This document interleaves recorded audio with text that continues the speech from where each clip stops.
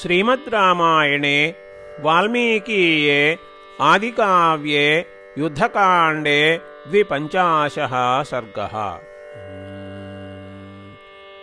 धूम्राक्षं प्रेक्ष्य निर्यान्तं राक्षसं भीमविक्रमं विनेदुर्वानराः सर्वे प्रहृष्टा युद्धकाङ्क्षिणः। तेषां सुतुमुलं युद्धं संजज्ञे हरिरक्षसाम् अन्योन्यं पादपैर्घोरं निघ्नतां शूलमुद्गरैः घोरैश्च परिघैश्चित्रैः त्रिशूलैश्चापि संहतैः राक्षसैर्वानराघोरैः विनिकृताः समन्ततः। वानरैराक्षसश्चापि द्रुमैर्भूमौ समीकृताः राक्षसाश्चापि संक्रुद्धाः वानरान्निशितैः शरैः विव्यधुर्घोरसङ्काशैः कङ्कपत्रैरजिह्मगैः ते गदाभिश्च भीमाभिः पट्टिसैः कूटमुद्गरैः विदार्यमाणा रक्षोभिः वानरास्ते महाबलाः अमर्षाज्जनितोद्धर्षाः चक्रुः कर्माण्यभीतवत्। शरनिर्भिन्नगात्रास्ते शूलनिर्भिन्नदेहिनः जगृहुस्ते द्रुमांस्तत्र शिलाश्च हरियूथपाः। ते भीमवेगा हरयः नर्दमानास्ततस्ततः ममन्थो राक्षसान् भीमान् नामानि च बभाषिरे। तद्बभूवाद्भुतं घोरं युद्धं वानररक्षसां शिलाभिर्विविधाभिश्च बहुभिश्चैव पादपैः। राक्षसामथिताः केचित् वानरैर्जितकासिभिः ववमूरुधिरं केचित् मुखैरुधिरभोजनाः पार्श्वेषु दारिताः केचिद्रासीकृता द्रुमैः शिलाभिश्चूर्णिताः केचिद्दन्तैर्विदारिताः ध्वजैर्विमथितैर्भग्नैः खरैश्च विनिपातितैः रथैर्विध्वंसितैश्चापि पतितैः रजनीचरैः। गजेन्द्रैः पर्वताकारैः पर्वताग्रैर्वनौकसां मथितैर्वाजिभिः कीर्णं सारोहैर्वसुधातलम्। वानरैर्भीमविक्रान्तैः आप्लुत्याप्लुत्य वेगितैः राक्षसाः करजैस्तीक्ष्णैः मुखेषु विनिकर्तिताः। विवर्णवदना भूयः विप्रकीर्णशिरोरुहाः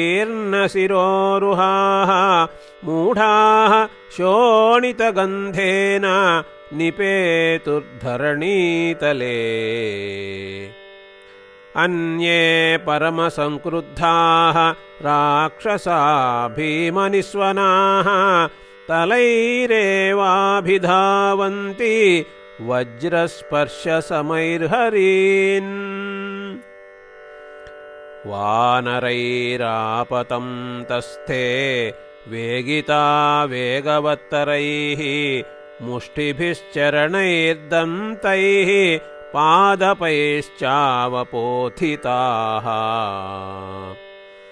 वानरैर्हन्यमानास्ते राक्षसा विप्रदुद्रुवुः सैन्यं तु विद्रुतं दृष्ट्वा धूम्राक्षो राक्षसर्षभः क्रोधेन कदनं चक्रे वानराणां युयुत्सताम्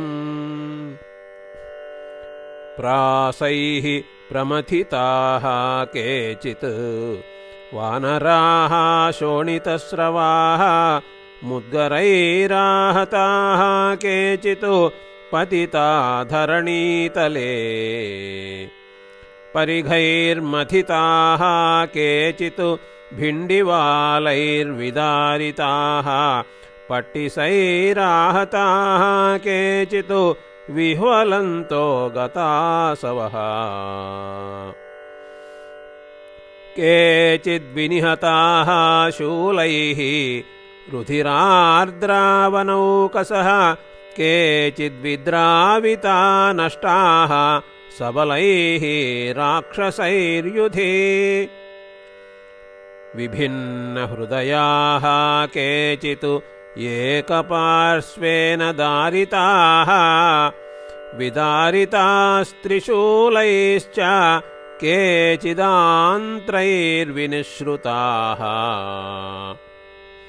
तत् सुभीमं महायुद्धं हरिराक्षससङ्कुलं प्रबभौ शब्दबहुलं शिलापादपसङ्कुलम्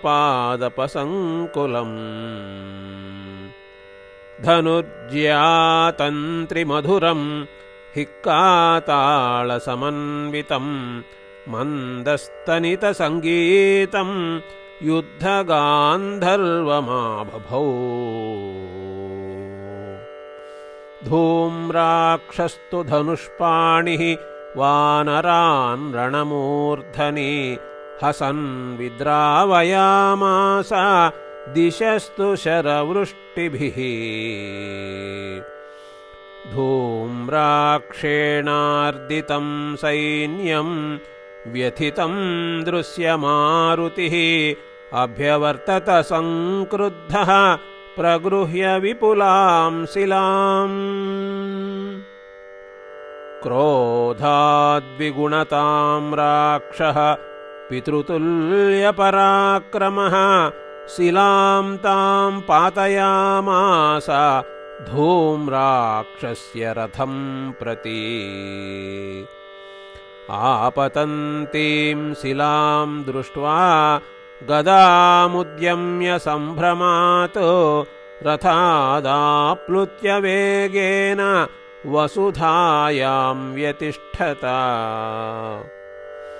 सा प्रमथ्य रथं तस्य निपपात शिलाभुवि सचक्रकोबरं साश्वं सध्वजं सशरासनं सभङ्क्त्वा तु रथं तस्य हनुमान् मारुतात्मजः रक्षसां कदनं चक्रे सस्कन्धविटपैर्द्रुमैः विभिन्नशिरसो भूत्वा राक्षसाः शोणितोक्षिताः द्रुमैः प्रव्यथिताश्चान्ये निपेतुर्धरणीतले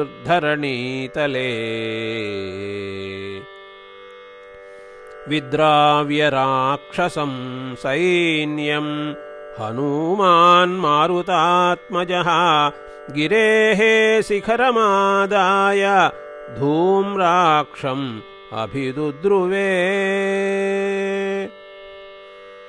तमापतन्तं धूम्राक्षः गदाम् उद्यम्य वीर्यवान् विनर्दमानः सहसा हनुमन्तम् अभिद्रवत्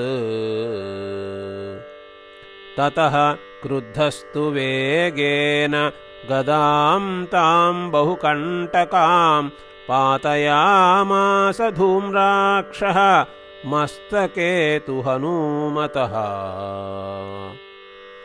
ताडितः सतया तत्र गदया भीमरूपया स कपिर्मारुतबलः तं प्रहारम् अचिन्तयन्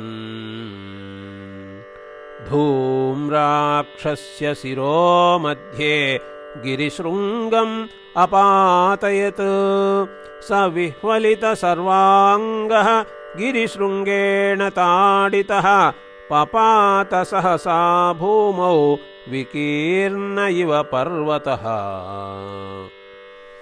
धूम्राक्षं निहतं दृष्ट्वा हतशेषा निशाचराः त्रस्ताः प्रविविशुर्लङ्कां वध्यमानाः प्लवङ्गमैः स तु पवनसुतो निहत्य शत्रुं क्षतजवहाः सरितश्च संनिकीर्य रिपुवधजनितश्रमो महात्मा मुदमगमत् कपिभिश्च पूज्यमानः